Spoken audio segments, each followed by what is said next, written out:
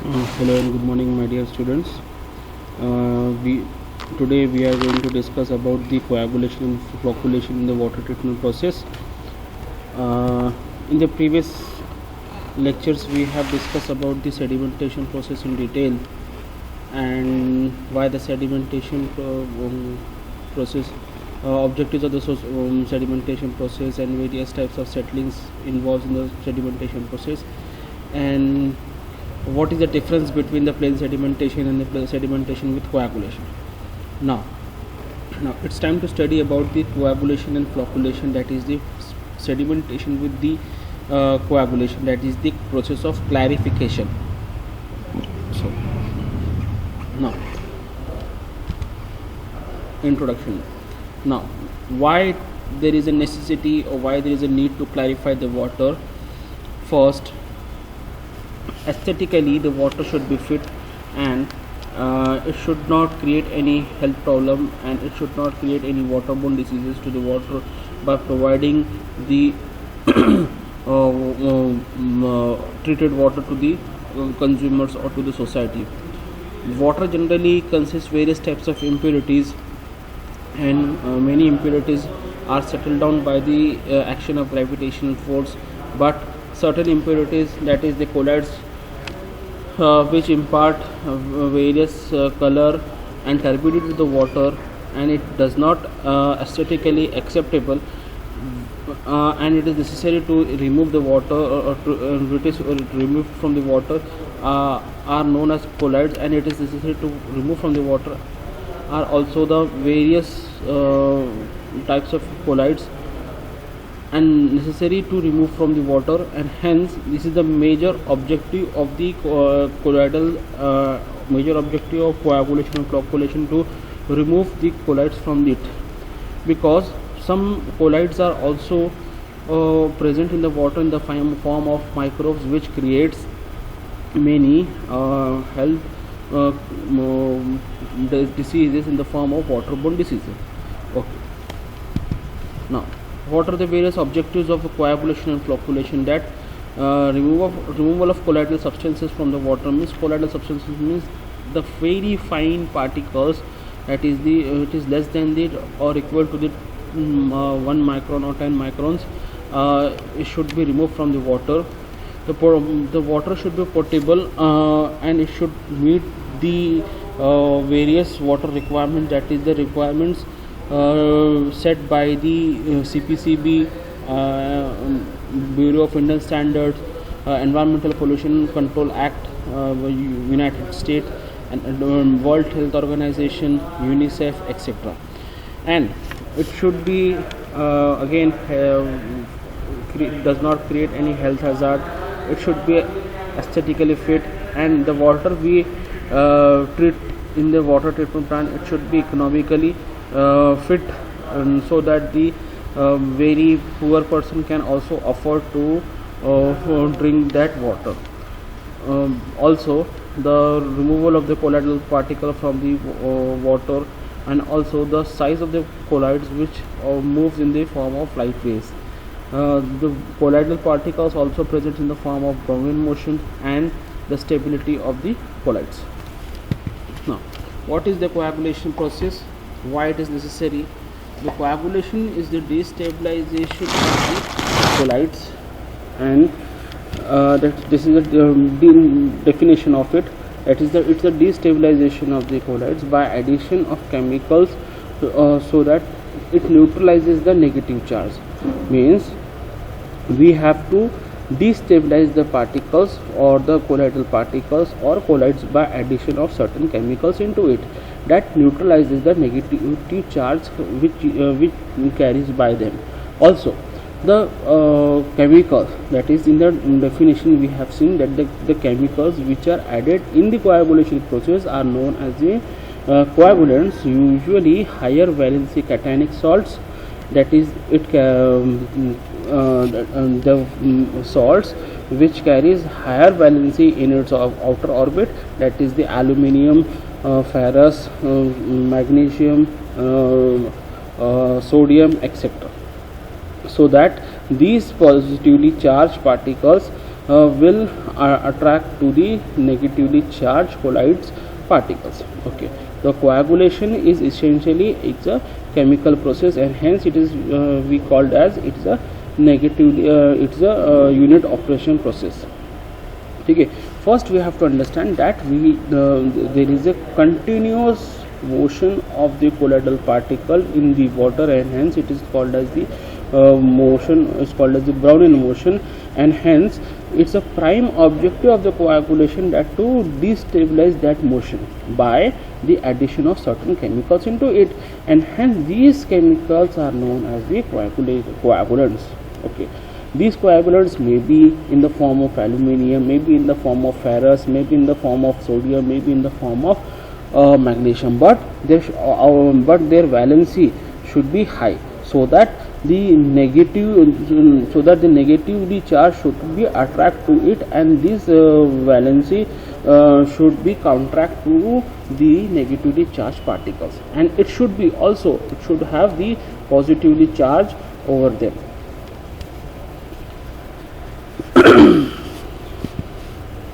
Now, what is flocculation? Flocculation is the agglomeration, means it's a bunch. Agglomeration means it's a bunch, or in the Hindi we can say the guchha. It's a bunch of destabilized particles. Now, we have seen in the previous definition of the coagulation, that is destabilization. Now, after addition of coagulants, the particles will destabilized, and it will start formation of the agglomeration, and these agglomeration, that is the bunch will start, that is a bunch of destabilized particles into a large size particles. Okay, large size means how it is large size means it will attract to the negatively charged colloids to the positively charged coagulants, and hence their size will enhance, and hence these enhanced destabilized particles are known as flocks, and hence the process of formation of these flocks is known as flocculation, which can be effectively removed by the process of sedimentation or flotation. Okay, means now you have to make a difference, or you have to understand what is flocculation and coagulation. Firstly, now in the process of coagulation, we are just adding the chemicals in the water so that the destabilization of process of colloids can be achieved, so that the negatively charged colloids will attract to the positively charged coagulants. Now further, these destabilization or these stabilized particles will enhance, will attract to each other, and hence the flocks will form. Now the flock formation, the process of flock formation is known as the flocculation.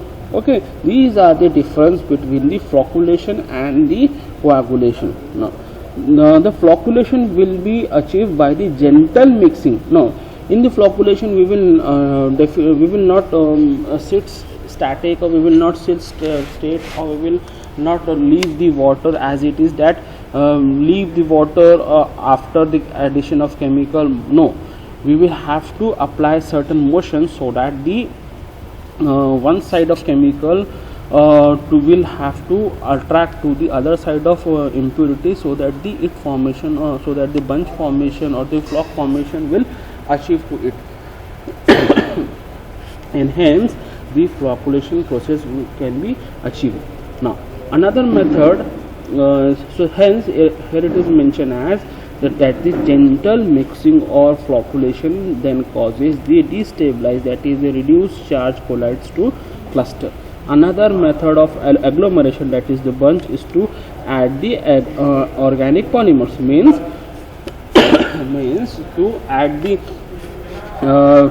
means enhance the process of the coagulation. Certain polymers are attached so that the it will act as a fiber reinforcement, and it will enhance the agglomeration process, and hence destabilization and the flock formation will achieve at a much faster rate.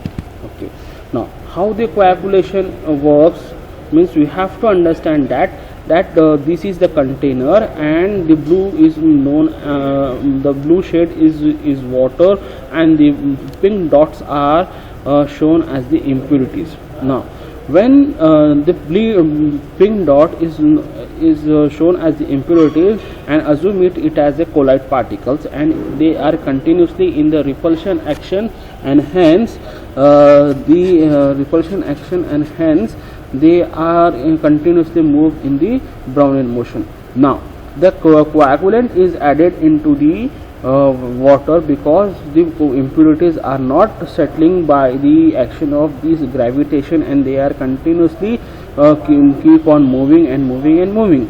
Therefore the decision has been made, and the coagulant are added into the water, and after the addition of coagulant, these green and pink particles are start attaching or attracting to each other, and hence the formation of bunch is started, and this bunch or the flock are further start going to settle down at the bottom, as we can show in the third pic. Because now how they are going to settle by its own, because their mass is increasing, and as soon as the mass is increasing, their specific gravity is also increasing, and hence the specific gravity increased from the specific gravity of the water, and hence it settled down at the bottom of the tank, and hence the clean water or the treated water can be drawn off from the top of the tank. Now you can see from the bottom figure that how the how the coagulation can be achieved. Imagine that pink ball shown here is a colloid particle, and the negatively charge is the charge of impurity shown by the minus sign, and it is carried at the outer periphery. Now when the coagulant is added, it will form a film of the coagulant by the attracting to each other, and hence they will neutralize the charge to each other, because negative and positive are attracting to each other, and it will not carry, and it will not acting to each other, because they will neither become a negative and neither become positive, because they are already attracting to each other, and hence they will start forming a bunch, and hence they will definitely settle down at the bottom. Now why the coagulation and flocculation is required? Because here are some particle diameter mentioned here, and hence you can see the settling velocity of the particles. Now first, that is the 10 mm particle, that is 10, that is a type of particle is type of stone is pebble, and its settling velocity is 0.73 meter per second. Similarly, the particle size is 1 mm, and its type is coarse sand, and settling velocity is 0.23 meter per second. Similarly, the third is if the particle diameter is 0.1 mm, the type of material is fine sand, and its settling velocity is 0.6 meter per minute. Similarly, the particle diameter is 0.01 mm, and its size and its type is it's silt, and settling velocity is 8.6 meter per day, and hence all these type of particles are the settling velocity, that is these are settled by the action of the gravitation. But as soon as we come to the particle size, that is 0.0001, that is the 10 micron, and it is mentioned as the large colloids, its settling velocity becomes as the 0.3 meter per year. Now we cannot sit static, or we cannot leave water static for a year for its treatment, and hence there is a necessity for the coagulation and flocculation. And similarly, for the small colloids, that is the size of particle is 1 nano, its settling velocity by the action of gravitation, it's 3 meter per million year, that is the 10 lakh years. So it's impossible to leave the water or to treat the water without the action of coagulation in water. flocculation. Now this is the colloid stability action. Colloids have a negatively charged surface, and the electrostatic force prevents them from the agglomeration, from the bunching, or from the making a flock.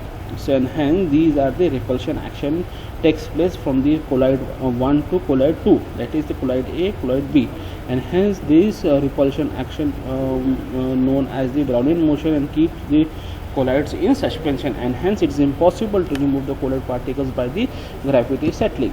Now these are the colloidal interaction. There are two major forces acting on colloids, that is the electrostatic repulsion, that is if these are left alone, this is the phase, that is the outer periphery, it will carry the negatively charged, and hence intermolecular or van der Waals force attraction will takes place between them, and hence it's a responsibility of us that their charge should be reduced, and hence the reduction of charge will takes place by the addition of coagulants by reducing their electrostatic repulsive forces. The electrostatic repulsion reduced by the addition of countercharge ions, by addition of aluminium, or by the addition of the ferrous into it, and hence they will neutralize the outer charges by addition of the positively charged ions, and hence the colloid destabilization process can carried out by addition of the can be destabilized by the charge neutralization, and the positively charged ions, that is the sodium, magnesium, aluminum, ferrous, etc., neutralize the colloidal negatively charged, and thus the destabilize, and thus it will destabilize them, and with the destabilization colloids gets aggregation in size, and hence it will start to settle. Now with this slide I will conclude my session of the importance and basics of the coagulation and flocculation. Hope you have understood the concept behind it, and if you have any doubt regarding this, you can post your doubt or question in the comment box. Thank you very much.